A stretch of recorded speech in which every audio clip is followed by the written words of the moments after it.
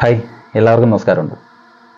കുറേ നാളായിട്ട് ആഗ്രഹിക്കുന്ന ഒരു കാര്യമാണ് നേരിട്ട് വന്ന് എല്ലാവരോടും എൻ്റെ ഫേസ് പരിചയപ്പെടുത്തി ഒരു വീഡിയോ ചെയ്യണം. ഇപ്പോഴാണ് അതിനൊരു അവസരം കിട്ടിയത്. അതിനു പറ്റിയൊരു സബ്ജക്റ്റ് എന്ന് വേണമെങ്കിൽ പറയാം. സബ്ജക്റ്റ് എന്ന് പറയുമ്പോൾ എൻ്റെ ലൈഫിലുണ്ടായ ഒരു കാര്യം, അത് നിങ്ങളെ അറിയിക്കാം അല്ലെങ്കിൽ നിങ്ങളുമായിട്ട് ഷെയർ ചെയ്യാം എന്ന് വിചാരിച്ചു വന്ന കാര്യം.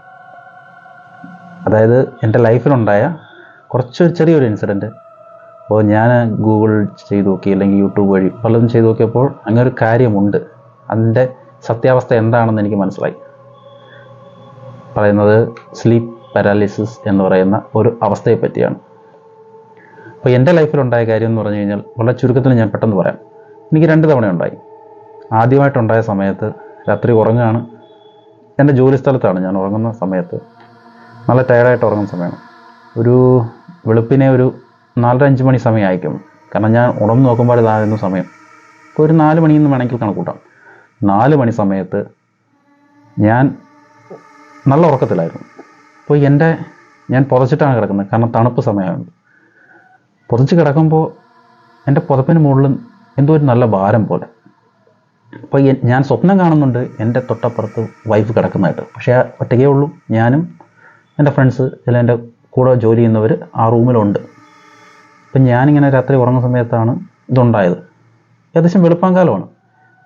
അപ്പോൾ നല്ല ഭാരം. അപ്പം ഞാൻ വൈഫിനോട് ചോദിക്കുന്നതായിട്ട് സ്വപ്നം അറിയുന്നത് എന്താണ്. അപ്പോൾ പുള്ളിക്കാരി പറയുന്നു മുകളിലൊരു പാമ്പുണ്ടെന്ന് പറഞ്ഞു. കാരണം ആ ഒരു പാമ്പിൻ്റേതായ ഒരു വെയിറ്റ് എനിക്ക് അനുഭവപ്പെട്ടിട്ടുണ്ട്. കുറച്ചു നേരം കഴിഞ്ഞിട്ടും ഒരനക്കവുമില്ല. അപ്പം ഞാൻ വീണ്ടും പുള്ളിക്കാരിയോട് ചോദിക്കുന്നു എന്താ. അന്നേരം പറഞ്ഞ് പാമ്പ് ഇപ്പോഴും അവിടെ തന്നെ ഉണ്ട്. അപ്പോൾ ഞാൻ അലറി വിളിച്ച് കരയാൻ തുടങ്ങി. അപ്പോൾ തന്നെ റൂമിലുള്ളവരെല്ലാം ഉണർന്നു. കാരണം എൻ്റെ അലർച്ച കേട്ടുകൊണ്ട് ഉണർന്ന് വന്ന് നോക്കിയപ്പോൾ അവിടെ പ്രത്യേകിച്ച് കാര്യങ്ങളൊന്നുമില്ല. പിന്നെ വെള്ളമൊക്കെ കുടിച്ചിട്ട് കിടന്നു. പക്ഷേ ഉറക്കമൊന്നും വന്നില്ല. രാവിലെ എല്ലാവരും പറഞ്ഞു നിങ്ങൾ പ്രാർത്ഥിച്ചിട്ട് കിടക്കാഞ്ഞിട്ടാണ്, അല്ലെങ്കിൽ ചിലപ്പോൾ ഇവിടെ എന്തെങ്കിലും ബാധ അങ്ങനെയുള്ള കാര്യങ്ങളൊക്കെ ഉണ്ടായിരിക്കും, റൂമിനെ പറ്റി അറിയില്ല, പലരും പുതിയ ആൾക്കാരാണ്, അങ്ങനെയൊക്കെ പറഞ്ഞു. നമ്മൾ തോന്നിയതായിരിക്കും. നമ്മൾ കൊച്ചുനാളിൽ ഒരുപാട് കേട്ടിട്ടുമുണ്ട് ഇതിനെപ്പറ്റി. അപ്പം അങ്ങനെ എന്തെങ്കിലും ആയിരിക്കും എന്ന് പറഞ്ഞിട്ട് ഇനി പ്രാർത്ഥിച്ചിട്ട് കിടക്കാം എന്ന വിശ്വാസത്തോടെ അന്നത്തെ ദിവസം കഴിഞ്ഞു. അത് കഴിഞ്ഞ് ഏകദേശം ഒരാഴ്ച കഴിഞ്ഞപ്പോൾ വീണ്ടും സെയിം സിറ്റുവേഷൻ. അപ്പോൾ ആ ടൈമിൽ എനിക്കുണ്ടായെന്ന് പറഞ്ഞു കഴിഞ്ഞാൽ എന്നെ വിളിച്ചുകൊണ്ട് പോയി. അതായത് എൻ്റെ മനസ്സിങ്ങനെ പോവുകയാണ്. ഞാൻ കിടന്നുറങ്ങുന്ന റൂമിൽ നിന്നും ഏകദേശം റൂമിൻ്റെ വാതിൽ വരെ എൻ്റെ മനസ്സിങ്ങനെ പോയി എന്ന് വേണമെങ്കിൽ പറയാം. അതായത് ഞാൻ പോകുന്നു. അപ്പോൾ ഞാൻ എൻ്റെ റൂമിൽ കിടന്നുറങ്ങുന്നവരെല്ലാം ഞാൻ കാണുന്നുണ്ട്. അത് മാത്രമല്ല ഉറക്കത്തിൽ നല്ല കൂർക്കം വലിക്കുന്നവരുടെ ശബ്ദമൊക്കെ ഞാൻ കേൾക്കുന്നുണ്ട്. അവിടം വരെ പോയിട്ട് ഞാൻ തിരിച്ചു വന്ന് വീണ്ടും കിടന്നു കഴിഞ്ഞപ്പോൾ ഇതേ സെയിം അവസ്ഥ, ആ ഭാരം അന്നേരവും എൻ്റെ മുകളിൽ അനുഭവപ്പെടുന്നുണ്ട്. അപ്പം എനിക്ക് മനസ്സിലായി, എൻ്റെ ഉള്ളിൽ എനിക്ക് ബോധ്യപ്പെടുന്നുണ്ട് ഇത് പ്രത്യേകിച്ചൊന്നുമില്ല. പക്ഷേ എനിക്ക് അനങ്ങാൻ കഴിയുന്നില്ല. ഇല്ലെങ്കിലൊന്നും ആ പുതപ്പിനടിയിൽ നിന്നും പുതപ്പ് മാറ്റിയിട്ടൊന്നും എഴുന്നേക്കാൻ കഴിയുന്നില്ല. ഞാൻ എന്നെക്കൊണ്ടാവുന്ന ശക്തിയിൽ ഞാൻ നോക്കുന്നു. അവസാനം ഞാൻ എന്തോ ബഹളം വെച്ചിട്ട് നിലവിളിച്ചുകൊണ്ട് ഞാൻ വീണ്ടും കട്ടിലിൽ നിന്ന് എഴുന്നേൽക്കുകയാണ് ചെയ്യുന്നത്. അങ്ങനെ 2 അവസ്ഥയുണ്ടായി. അപ്പോൾ ഞാൻ എൻ്റെ അമ്മയുടെ വീട്ടിൽ ഫോൺ ചെയ്തപ്പോൾ ഞാനിങ്ങനെ പറഞ്ഞപ്പോൾ അമ്മ പറഞ്ഞു ഇത് പ്രാർത്ഥിക്കാത്തതുകൊണ്ടാണ്, എന്തെങ്കിലും ബാധ കാര്യങ്ങളൊക്കെ ഉണ്ടാവും, ഇനി പ്രാർത്ഥിച്ചിട്ട് കിടക്കുക എന്ന് പറഞ്ഞു.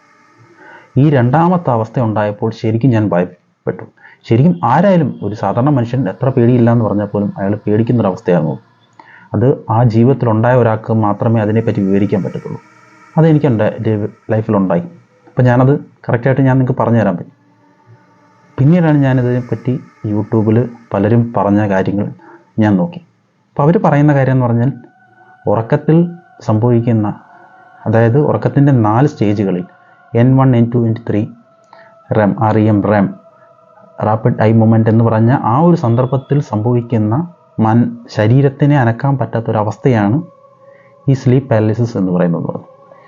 അതായത് N1-ൽ ഒരുവിധമുള്ള ചെറിയ ഉറക്കം, മയക്കം, ആ സമയത്ത് ആരെങ്കിലും വിളിച്ചാൽ നമ്മൾ ഉണരും. 2ാമത്തേത് നമുക്കറിയാൻ പറ്റുന്നുണ്ട് എങ്കിലും വിളിച്ചാൽ നമ്മൾ ഉണരണമെന്നില്ല. 3ാമത്തേതിൽ നമ്മൾ ഗാഢനിദ്രയിലേക്ക് പോകണം. 4ാമത്തെ സ്റ്റേജ് REM എന്ന് പറയുന്ന റാപ്പിഡ് ഐ മൂവ്മെൻറ്റ് എന്ന സ്റ്റേജിലെത്തുമ്പോൾ നമ്മളുടെ ശരീരം പൂർണ്ണമായും നിശ്ചലാവസ്ഥയിലേക്ക് പോവുകയാണ്. അതായത് നമ്മുടെ ബ്രെയിൻ നമ്മുടെ പേശികളോടും നാഡീഞരമ്പുകളോടും പറയും നിങ്ങൾക്ക് ഉറങ്ങാൻ സമയമായി, നിങ്ങൾക്ക് റെസ്റ്റ് എടുക്കാം. ഇതിനു മുൻപ് അവൻ്റെ ലൈഫിൽ എന്തായിരുന്നു, ഇല്ലെങ്കിൽ അവൻ ഉറങ്ങുമ്പോൾ എന്തായിരുന്നു, അതിൽ നിന്നും ഏറ്റവും അവസാന സ്റ്റേജിലെത്തി അവൻ പൂർണ്ണമായും ഗാഢനിദ്രയിലേക്ക് പോവുകയാണ്. ഇപ്പോൾ നിങ്ങൾക്കും റെസ്റ്റ് ചെയ്യാം എന്ന് നമ്മുടെ തലച്ചോറ് നമ്മുടെ നാഡി ഞരമ്പുകൾക്ക് സിഗ്നൽ കൊടുക്കുകയാണ്. ആ സമയത്ത് നമ്മൾ ഉറങ്ങുകയാണ്. പക്ഷേ നമുക്ക് നമ്മുടെ ഉപബോധ മനസ്സ് അപ്പോൾ ഉണർന്നിരിക്കുമായിരിക്കും. അപ്പോൾ അതുകൊണ്ടാണ് ഞാൻ എൻ്റെ റൂമിലുള്ള ആളുകൾ കൂർക്കം വലിക്കുന്ന ശബ്ദങ്ങളൊക്കെ എനിക്ക് കേൾക്കാൻ കഴിയുന്നുണ്ട്. അതെനിക്കൊരു ഭാരം അനുഭവപ്പെടുന്നുണ്ട്. ഇതൊക്കെ സ്വയം ചിന്തിച്ചു കൂട്ടുന്നതാണ്. കാരണം നമ്മുടെ ഉറക്ക സമയത്ത് ഇല്ലെ സ്വപ്നം കണ്ട സമയം ഇല്ലെ സ്വപ്നങ്ങളാണ് ഇങ്ങനെ പാമ്പായിട്ടും അടുത്ത് ഭാര്യ കിടക്കുന്നതായിട്ടും ഒക്കെ തോന്നുന്നത്, ഇല്ലെങ്കിൽ ഞാനിങ്ങനെ പോകുന്നതായിട്ടൊക്കെ തോന്നുന്നത് ഈ സ്വപ്നങ്ങളായിരുന്നു. അപ്പോൾ ഈ ഒരു കാര്യത്തിൽ ശേഷം ഞാനത് മനസ്സിലാക്കി. റാപ്പിഡ് ഐ മൊമെൻ്റ് എന്ന് പറയുന്ന ഈ അവസ്ഥയിൽ നമ്മുടെ ശരീരം അനങ്ങാതിരിക്കും. അപ്പോൾ തലച്ചോറിൻ്റെ എല്ലാ പ്രവർത്തനങ്ങളും ഉണ്ടാവുന്നുണ്ട്, പക്ഷേ ആ സിഗ്നലുകൾ നമ്മുടെ ബോഡിയിലെ നാഡി ഞരമ്പുകൾക്ക് എത്തുന്നില്ല.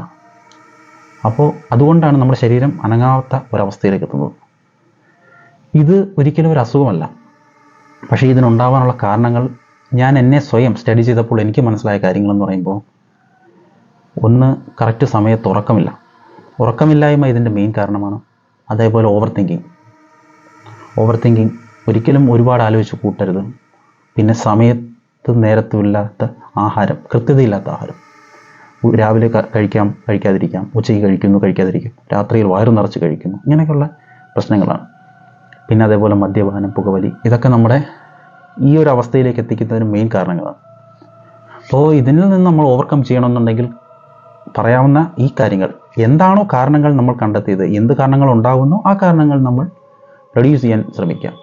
പുകവലി, മദ്യപാനം എന്നത് കുറയ്ക്കുക, ഇല്ലെങ്കിൽ ഒഴിവാക്കാൻ തന്നെ ശ്രമിക്കുക.